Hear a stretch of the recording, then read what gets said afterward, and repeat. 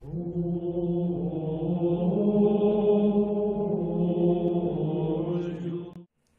fue lo que enseñó Guillermo de Ockham respecto del tema de los universales? ¿Cuáles fueron sus enseñanzas en este tema? Bien, para Guillermo de Ockham, lo único que existe fuera de la mente, fuera de la inteligencia, más allá de la mera consideración de la inteligencia, lo único que existen son las sustancias individuales, los individuos, los singulares, este árbol, aquel árbol, este hombre, Sócrates, Aristóteles, Averroes. Siempre lo que existe es lo individual, lo singular. Pero claro, eso a primera vista se parece mucho a lo que decían tiempo atrás Aristóteles y Santo Tomás de Aquino. También ellos decían que solo las sustancias individuales, los individuos, tienen una existencia real más allá de la mente, extramental. Entonces, ¿en dónde está la diferencia? Si parece que ambos decían lo mismo. Pues la diferencia está en que para Santo Tomás de Aquino, las cosas individuales, los individuos, este árbol, aquel, esta casa, aquella casa, esos individuos están compuestos de dos elementos fundamentales que son la materia y la forma.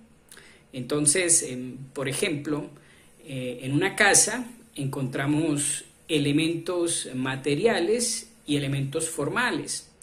Los elementos materiales son aquellos que de alguna manera individualizan a esa casa, es decir, hacen que esta casa sea distinta numéricamente de la casa de más allá. Mientras que lo formal, la forma, los aspectos formales, todo esto ya lo hemos visto en unos videos anteriores, pero aquí lo repasamos brevemente. Los aspectos formales hacen que la casa sea casa y no un carro o un estadio o un planeta o cualquier otra cosa. Entonces por eso se dice que los aspectos formales o la forma, sobre todo la forma substancial, pero también las formas accidentales, determinan la manera de ser de una casa, mientras que los aspectos materiales pues hacen que esta casa sea esta, distinta numéricamente de esa otra casa que está más allá. Entonces, en lenguaje, digamos, técnico, se dice que la materia individúa. La materia es el principio individuante del singular, de la sustancia individual, mientras que los aspectos formales son más bien la parte que especifica o que hace que un individuo pertenezca a cierta especie, como por ejemplo, volviendo al ejemplo de la casa, pues el hecho de que tenga forma de casa, de que el modelo, el ejemplar que el fabricante tuvo en su mente a la hora de producirla sea casa, el modelo de casa, forma de casa, pues hace que esta determinada porción de materia esté configurada o conformada pues precisamente con forma de casa y no de ninguna otra cosa. Entonces, claro, cuando Santo Tomás enseña eso, entonces va a decir que cuando conocemos la casa, lo primero que conocemos es los aspectos materiales que impresionan a los sentidos, a mi vista, por ejemplo. Y entonces aprendo aspectos materiales como el tamaño, como el color, como la figura, digamos, de la casa, pero luego la inteligencia va comenzando a realizar esa labor que veíamos en los videos anteriores de ir comparando y mirando semejanzas y diferencias y va organizando un solo concepto universal y abstracto de casa que sea aplicable a todas las casas actuales y posibles, pasadas, presentes, futuras. De ahí el nombre de universal, aplicable a todos los individuos que pertenecen o que están bajo esa misma especie, que en este caso pues es la especie de casa.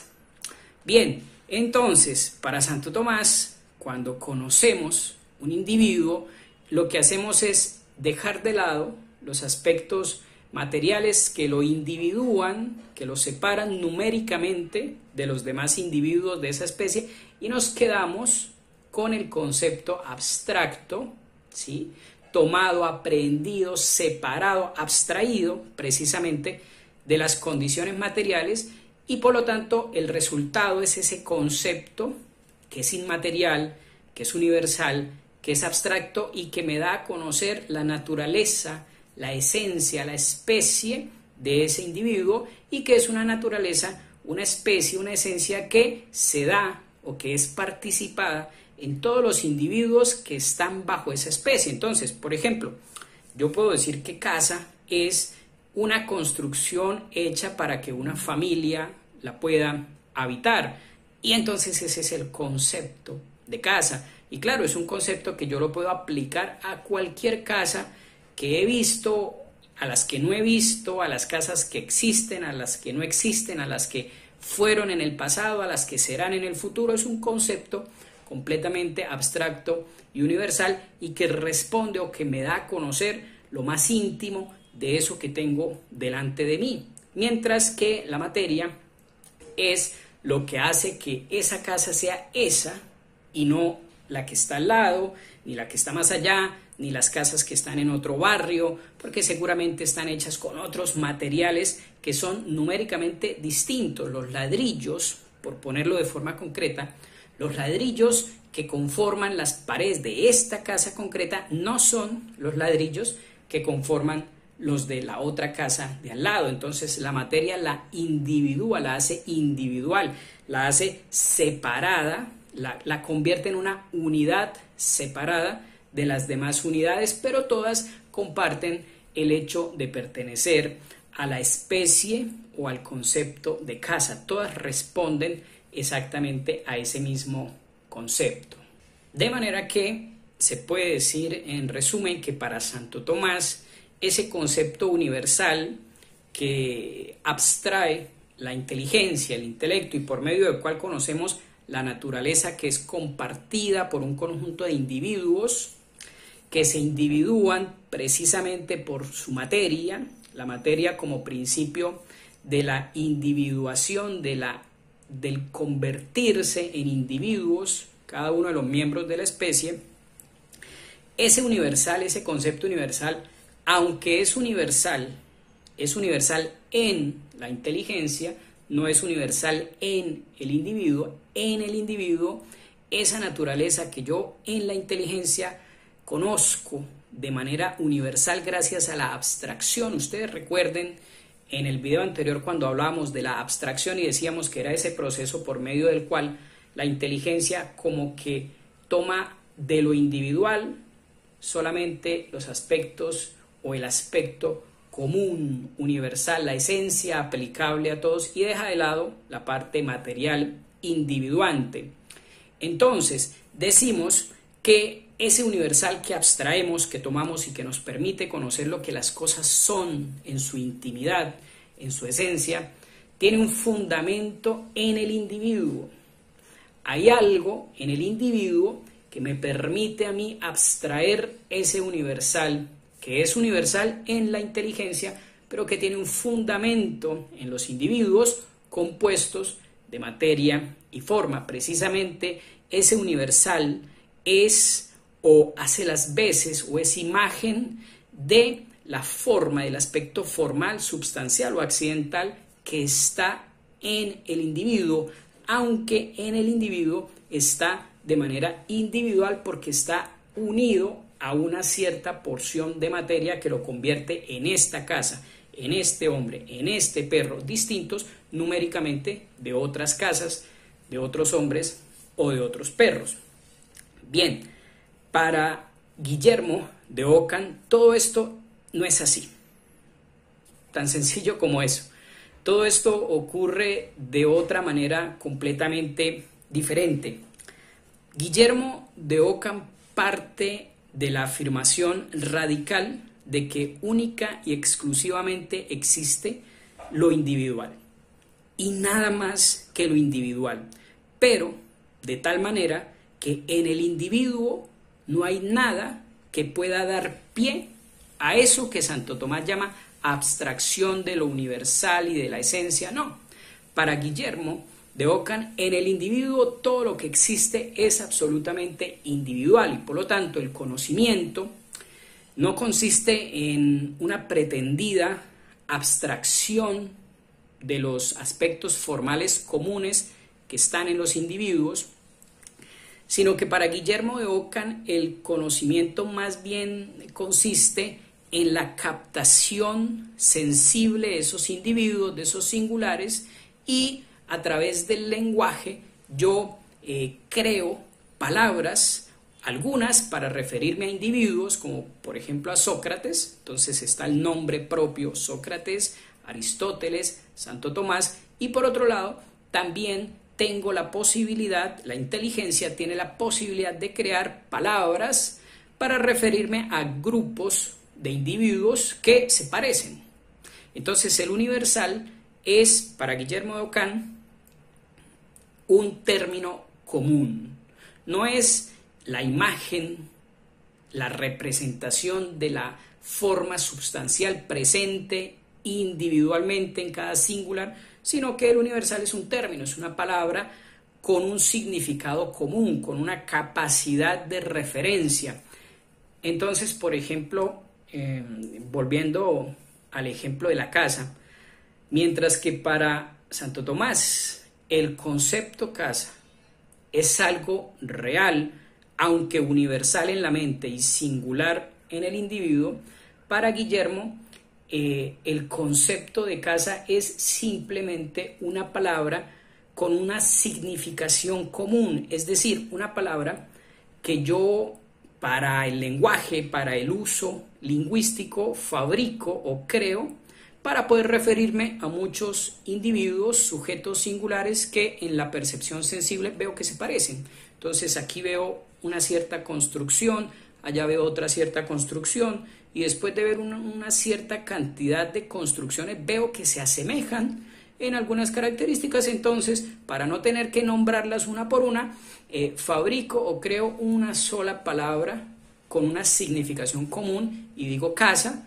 pero no es que la casa me dé a conocer una esencia, una naturaleza, una forma substancial que es participada en los individuos, no, simplemente es una palabra que me sirve, que me ayuda a referirme a un conjunto de individuos que veo que se asemejan, que se parecen. Entonces, para Guillermo de Ockham, el universal no es la imagen de la forma substancial o accidental presente, aunque individualmente en cada singular, sino que el universal viene a quedar reducido a un término común, a una palabra a la que se le asigna una significación común o una aptitud para referirse a un conjunto de individuos que se parecen. Entonces, para resumir, en el pensamiento de Guillermo de Ockham, cuando conozco o uso, por ejemplo, el concepto hombre, no es que mi inteligencia en ese momento esté aprendiendo esa formalidad que luego se realiza con sus particularidades en cada miembro de la especie humana, ¿sí? De tal manera que hombre es la esencia, la naturaleza presente en cada individuo, realizada en cada individuo con las particularidades que se deben al aspecto material de cada individuo, recordemos, conformado, constituido de forma y materia. Este tema de la forma y la materia lo veremos más adelante, si Dios quiere, cuando lleguemos a la filosofía de la naturaleza, y seguramente va a quedar más claro esto de la forma y la materia. Pero no, para Guillermo de Ockham esto no es así. No es que el concepto hombre nos dé a conocer la naturaleza, la esencia de los individuos que pertenecen a esa especie y que todos participan de esa naturaleza y la realizan en sí mismos, íntimamente no. Para Guillermo de Ockham las cosas son mucho más simples, mucho más sencillas. Para Guillermo de Ockham el concepto de hombre es una palabra, es un término común, es un término con un significado común, es decir, significado es la referencia del concepto. Entonces, el concepto hombre vendría a ser simplemente un término con un significado común.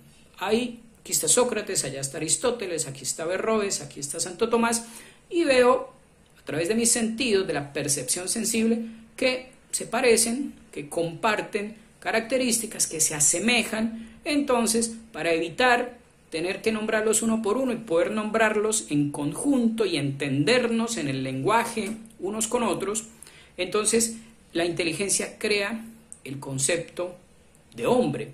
Y entonces cuando Guillermo de Ockham dice hombre, no se está refiriendo a una supuesta naturaleza humana, sino que se está refiriendo simplemente a un conjunto de individuos.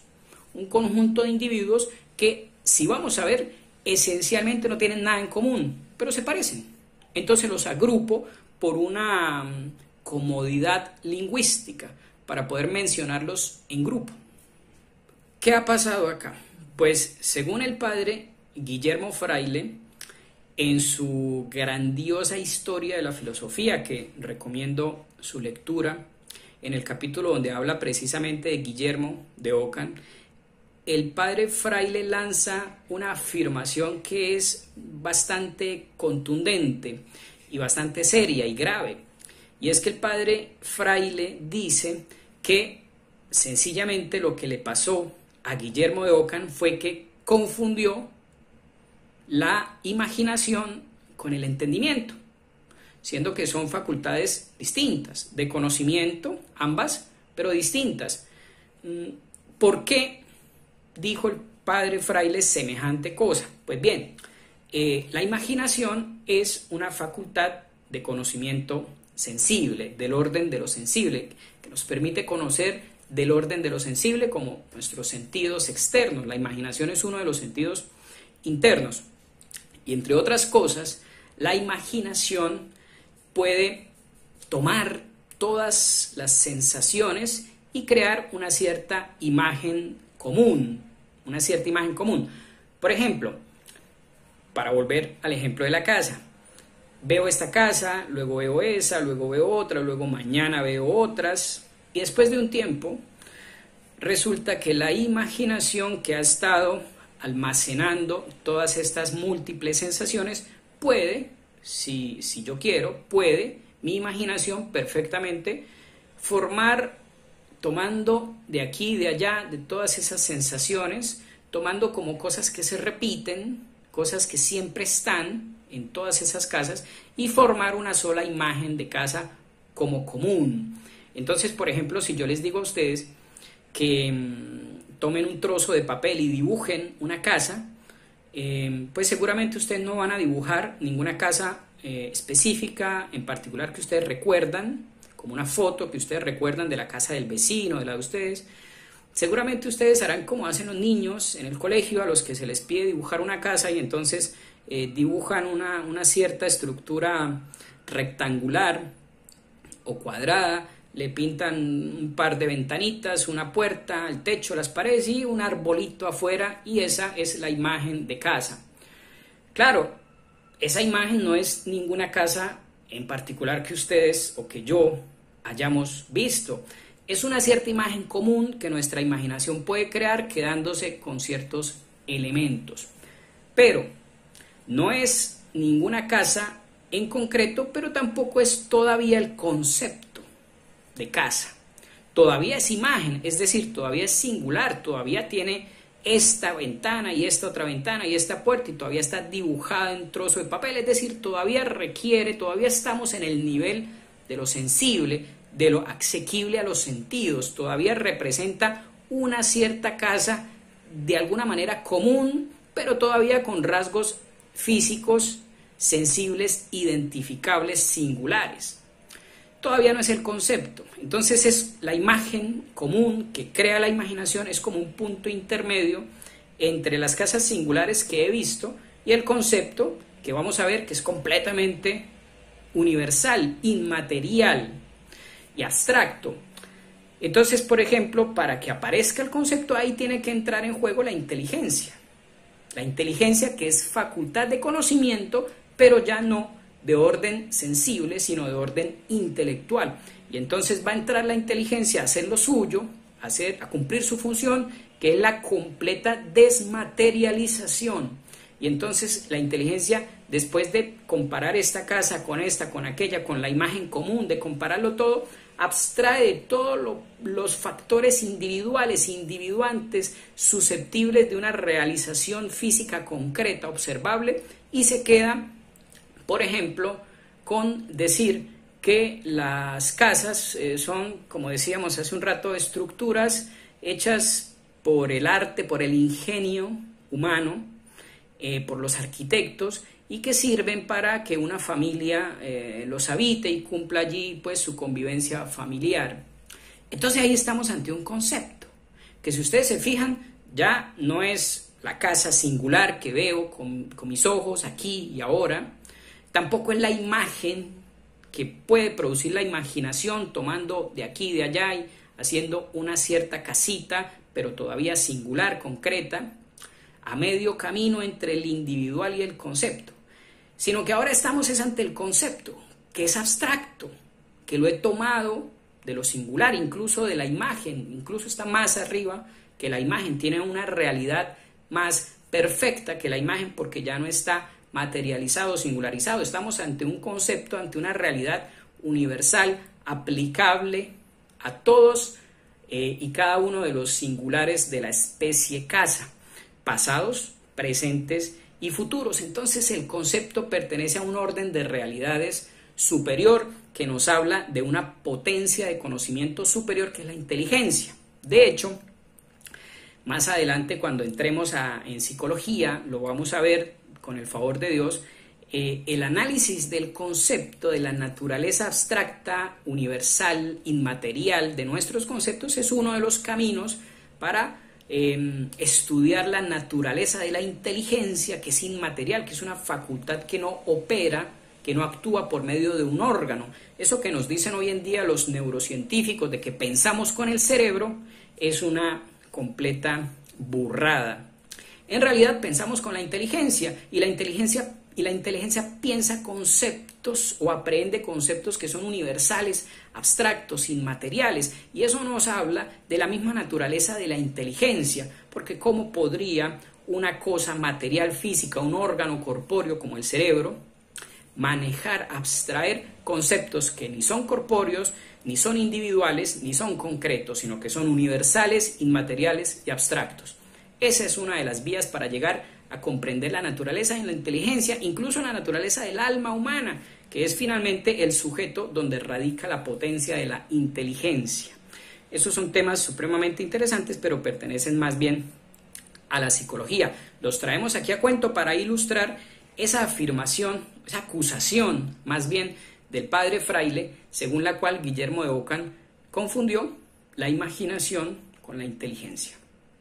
Fíjense ustedes que entonces no es para nada una sorpresa que en la filosofía que vino después, en los siglos siguientes a Guillermo de Ockham, sobre todo en la corriente empirista, positivista, materialista, etc., hayan retomado a Guillermo de Ockham y lo consideren un precursor de las posturas empiristas, materialistas. Incluso Marx, en uno de sus libros, en la Sagrada Familia, si no estoy mal, claro, partiendo de su especial concepción de la historia de la filosofía, consideraba a Guillermo de Ockham como uno de los representantes del materialismo en la Edad Media. Claro, acusación gravísima si estamos hablando de un franciscano, creyente, con fe, etc. Pero la verdad es que Guillermo de Ockham, de pronto sin quererlo, de manera tal vez involuntaria, le abrió la puerta con sus teorías, le abrió la puerta a esa idea de que el conocimiento es conocimiento de lo sensible, de lo singular, porque siempre lo singular, lo concreto es sensible, corpóreo, material, físico, mientras que lo abstracto, lo inmaterial, en esa puerta que abre Ockham, se presta para ser interpretado como meros mitos, creaciones vacías de la inteligencia, ficciones que produce la mente para organizar los conjuntos de datos individuales que se manejan, pero realmente lo único que existe es lo individual. Tal vez Ockham no previó todas las consecuencias que más adelante sacarían otros que vinieron después de él. los filósofos que vinieron después de él, sí, más atrevidos, se lanzaron a sacar todas las consecuencias que habían ahí como en potencia en las ideas de Ockham y terminaron pues profundizando el materialismo, el empirismo, el positivismo partiendo de las ideas de Guillermo de Ockham, porque para Ockham finalmente las ideas abstractas, los conceptos no son lo que realmente existe, lo que realmente existe son individuos y esos conceptos abstractos y universales son ficciones que la mente crea para organizar los datos de lo único que existe, que son los individuos. Antes de concluir, cabe aclarar que, aunque suene paradójico, Guillermo de Ockham no fue, en el rigor del término, nominalista. Se suele decir que el nominalismo tuvo como principal representante a Guillermo de Ockham, pero en realidad esto no es tan así, porque el nominalismo es una postura mucho más radical, si se puede, mucho más agresiva que la misma postura de Guillermo de Ockham. Para los nominalistas, los universales, los conceptos universales no existen de ninguna manera en el individuo, no hay nada en el individuo que me sirva de fundamento para abstraer supuestos, conceptos universales, sino que además los nominalistas dicen que ni siquiera en la inteligencia existen de ninguna forma estos conceptos universales. Para ellos, el universal es una palabra, y menos que una palabra, es simplemente un soplo. Ellos decían flatus vocis, un poquito de aire que expulsamos por la boca. Es una postura, una teoría del conocimiento absolutamente materialista, radicalmente materialista, y que en el fondo, cuando llega a todas sus consecuencias, termina por destruir incluso el mismo concepto de ciencia. Pero esto es tema para otro video seguramente más adelante. Mientras que Guillermo de Ockham en realidad no iba hasta allá. Muchos manuales de filosofía describen la postura de Guillermo de Ockham no como nominalista, sino más bien como conceptualista o terminista, porque para Guillermo de Ockham lo que existe son los individuos, nada en el individuo, ni una pretendida forma substancial, aspectos formales, sustanciales, esenciales. No hay nada en el individuo que me autorice a sustentar una pretendida abstracción de una forma universal. Pero, sin embargo, para Guillermo de Ockham sí que existen los conceptos universales en la inteligencia. Lo que pasa es que el concepto o la idea que Guillermo de Ockham tiene de lo que es la universalidad, pues es muy distinta a la de Santo Tomás de Aquino. Para Guillermo de Ockham, el ser universal, la identidad de universal del concepto, simplemente significa que lo puedo aplicar a distintos individuos que se parecen.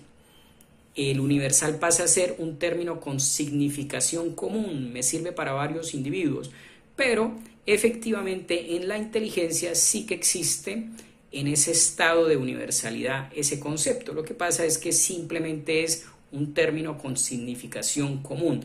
La universalidad entonces para Guillermo de Ockham es la significación común o la aptitud para significar o para referirme a muchos individuos. En cambio, para los nominalistas ni siquiera existe en la inteligencia nada parecido a un concepto universal.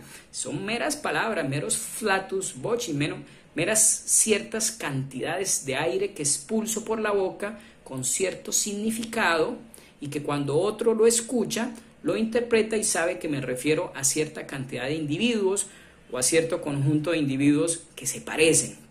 Es una postura muchísimo más radical. Cabía esa aclaración porque muchas veces Guillermo de Ockham es presentado como nominalista cuando en realidad pues no es así.